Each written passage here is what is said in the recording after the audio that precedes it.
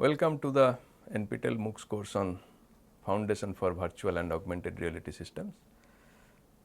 We are going to start a new topic on the introduction to a case study. Now, so far what we have done, let us quickly go through what we have learned so far. So far we got basic knowledge on various aspects of AR. Now we are in a position to tell that we know basics of extended reality systems, what it is, what are the challenges, what are the issues and so on. Now what remains is how to build such a system. So, in the previous few lectures we talked about the interactive systems, concern of usability and what kind of software development life cycle we can follow to build interactive systems. XR systems are examples of interactive systems. So, essentially we can follow the same system development life cycle to build extended reality systems. In the next few lectures, we will try to understand this development process, system development process with the help of a case study, a practical system. Now, in this lecture, we are going to introduce that case which we are going to study to understand different aspects of system development. Now, let us talk about the case. So, the case is on digital preservation of physical heritage, where we will be talking about the physical space of the Majuli river island, and we will be talking about how to preserve the heritage of this island in the digital space. So, that will be our case. So, the case study will focus on design, implementation and evaluation of an extended reality system. In this case, it will be virtual reality system to digitally preserve the Majuli river islands ecological and cultural heritage. That will be our case, which we are going to elaborate on in subsequent lectures to explain different aspects of interactive system development as discussed during the understanding of the interactive system development life cycle. Let us first try to understand the case, that is the Majuli river island, and why we want to preserve it. So, this is a river island that is on the Brahmaputra river in the northeast India. It is considered to be world's largest inhabited river island and a potential UNESCO World Heritage Site contender. Now, geographically it is located in the state of Assam in northeast India. As you can see here, it is located somewhere here in this map of India. Now, the island is shown here in yellow color. It is surrounded by rivers. One side is Brahmaputra, other sides are other rivers. And it has about 427.09 square kilometer of area as per 2021 data. Another way to visualize it within the state of Assam is shown here. As you can see, this region here is the island. It is towards the eastern part of Assam. So, there are several topographical and geological characteristics, elevation, latitude, longitude. Typically May to September is considered to be the monsoon season, and monsoon, why it is important we will soon see. October to April, non-monsoon season. Average annual precipitation 1704 millimeter, maximum temperature 33 average, and minimum 7 degree Celsius. These are some of the geological characteristics of the island. Now, why this is important from the point of view of heritage preservation. So, what is so special in the island? So, the island got its distinction due to the number of natural and cultural attributes. It has an unique topography because of its unique position, which contributed to an unique ecological setup, and it also led to distinctive integration of man and nature. One important heritage aspect of Majuli is the Satra or Vaishnavite monasteries. Now, these are considered to be authoritative centers of Vaishnavite faith in Assam, and they are living workshops of different kinds of visual and performing arts. Some photos of different satras shown here. Also, the island is home to several tribal communities, including 3 distinctive communities of tribes: Missing, Deuri and Sonowal Kachari. So, these 3 are 3 distinctive tribal communities who inhabit the island. As you can see, there are uniqueness in their way of living, in their rituals, heritage, culture, lot of things. So, they have their own traditional repertoires of living, which makes it unique.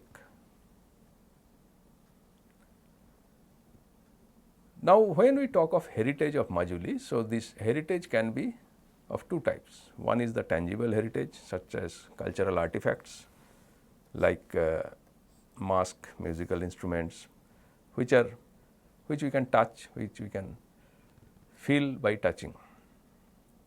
Then the architectural aspects of Satra, traditional tribal homes, architectural aspects of such homes, and so on. So, these tangible heritage essentially refers to heritage aspects of the island which someone can touch and feel. Then there are intangible heritage aspects which cannot be touched and felt, but those can be sensed through different means. The part of intangible heritage include traditional skills, knowledge and aesthetic norms in music, dance forms, drama or performing arts, mask making, vernacular architecture, weaving, food and agricultural practices, and so on. So, these kind of things such as music, dance forms or performing arts, the process of mask making, aspects of vernacular architecture, weaving process, practices to grow food and agricultural practices. These are something which we cannot actually touch. They are kind of intangible, but there are uniqueness in such intangible things as well, and those need to be preserved as well. Now, these are typically embedded in the daily and occasional activities of social life. So, those are 2 broad aspects of heritage that are part of cultural heritage. Now, along with that, there are ecological heritage, flora and fauna of the island, which are there due to its unique geology, unique geography, unique topography, because of the natural formation. Now, the question is, so far so good, all are there. Now, why we need to go for digital preservation? We have to note that the island has been constantly hit by severe annual floods and erosion. So, it is eroding. This endangers not only the rich cultural resources, but also the very material existence of the island itself. So, there is a possibility that the island may disappear in future. And what gives us clue to that possibility? We can see starting from 1917 and till to 2010, we can see how the island has eroded and how the area where people live has eroded over a period of time.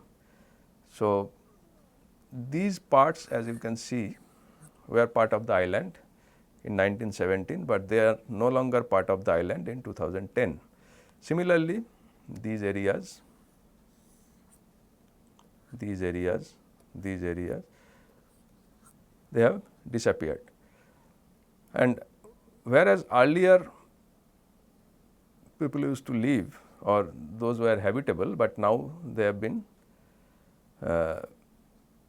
reduced to sandbars and river banks. So, slowly the river is consuming the island and reducing the habitable area. If we look at the statistics, we can see that at the beginning of the last century, that is 1900 around, the size of the island was about 1250 square kilometer. In 1975, so 75 years down the line, the size has reduced by more than half, about 570 square kilometer. And by 2021, it has further reduced. Now, the current size is about 427 square kilometer. So, it is a huge reduction. From 1975 to 2021, you can see within these 46 years, about 25% reduction has taken place on the island size. And if we consider starting from the last century, that is 1900, then we can see that from 1250 square kilometer, it has come to 427 square kilometer, almost 2/3 of the island is gone. This is based on this reference. Now, if that is the case, then certainly it is a cause of worry. This is another way of visualizing the erosion and the current state. So, this entire region is considered to be eroded, which was once upon a time habitable, but it is no longer habitable now. Major part is under water and some parts have become sandbars and barren. So,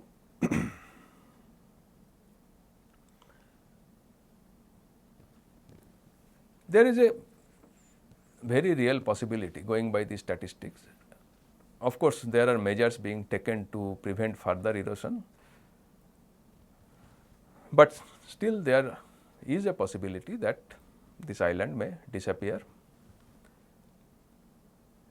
in future. Now, before the island disappears completely, it is of course essential that we preserve its tangible and intangible heritage along with the ecological heritage. Now, when we talk of heritage preservation, what are the traditional ways of preserving heritage? Let us only talk about cultural heritage preservation, not ecological. So, we can rely on oral traditions, museums, maintaining of historical sites and documentation. Now, maintaining of historical sites, of course, in this case is out of question, because we are assuming that the island may disappear in future or may get further eroded. So, historical site preservation may not be possible.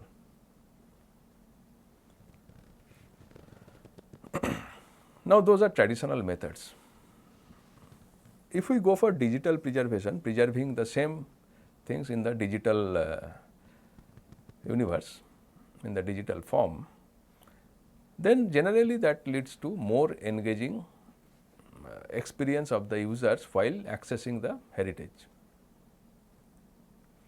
Now, digital preservation is defined by UNESCO as using digital media to preserve cultural, educational, scientific and other resources.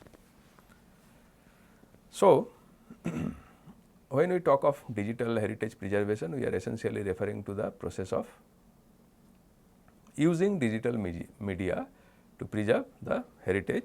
It may be cultural, may be educational, may be scientific, may be ecological, may be anything else. And it involves archiving, digitizing and using immersive technologies like VR and AR. So, essentially the very definition of digital heritage preservation involves or refers to the use of immersive technologies like VR or AR, along with other aspects of digitization such as archiving the information. Now, when we talk of archiving, that means storing the visual and audio files which captures the information, heritage information of a particular entity, object, space or place. Then immersive technologies can be used to create in the virtual world the same space like a virtual tour, enhancing user experience. As we all know that this immersive experience is supposed to be more engaging as compared to just accessing some information through a computer screen. It can also provide interactive experience. The users can interact with the entities in the virtual world if properly designed, and which increases the engagement. In the digital space, by creating digital avatars of the elements, objects of the physical space, we can preserve the fragile artifact that may not survive the passage of time. But in the digital space, by creating digital avatars, we should be able to preserve those. And also immersive technologies can enable a global audience to explore heritage sites and intangible aspects of culture sitting right at their home without ever venturing out to the particular place. So, in this case, that is one of the major objectives, to preserve the island before it disappears, so that future generation can access it even without visiting the island. So, essentially we will be focusing on creating a VR experience for Majuli River Island with the aim to preserve the cultural and ecological heritage. Now, what VR can do? It permits users to access content remotely, opening doors for individuals worldwide to explore heritage sites and artifacts from the comfort of their homes. So, the users do not need to come to the site. It is known that such usage of virtual reality technologies or even any other immersive technologies play pivotal role in promoting preservation of heritage for the benefit of the future generations. So, that is why we should go for digital heritage preservation with immersive technologies. Now, let us try to understand what it means to have a VR experience for Majuli River Island. So, what we want with this VR experience? We want a system that helps to preserve heritage and experience heritage. So, there are two clear cut goals. One is to preserve it, and second one is to let it be experienced by users anywhere on the earth. Now, when we talk of heritage preservation, what we mean is that we are going to create an archive of heritage information, which ideally should be in the form of multimedia comprising of images, videos, audios, texts. So, different sorts of medias can be utilized to create the archive. Images can be of different types. We can have 2D image, regular 2D image, 360-degree image. Similarly, for video 2D, 360-degree, we can have audio, we can have text. Now, when we talk of experiencing the heritage, we are essentially referring to a virtual tour or an exploration of the island utilizing the archival information. And in our case, we are looking to build a system that provides users with immersive experience. So, that is what we are aiming to do. So, let us summarize what we have just discussed. That is, our objective is, broader objective is to explain the different stages of virtual reality or augmented reality system development, which follows the interactive system development life cycle. In order to explain different stages, we will be making use of a case, a practical case or practical system development. Now, in this lecture, we are trying to understand the case. So, in this part of this lecture, we have introduced the case, that is the digital heritage preservation of Majuli river island. So, we talked about the river island, their tangible and intangible heritage aspects and the need for preservation, as well as how immersive technologies can help in more engaging preservation effort. In the next part of the lecture, we are going to talk about the key concerns or challenges in building the system, which in subsequent lectures will be related to different stages of the interactive system development life cycle. So, looking forward to meet you in the next part of this lecture. I hope you could follow the discussion. So, thank you, goodbye and happy learning.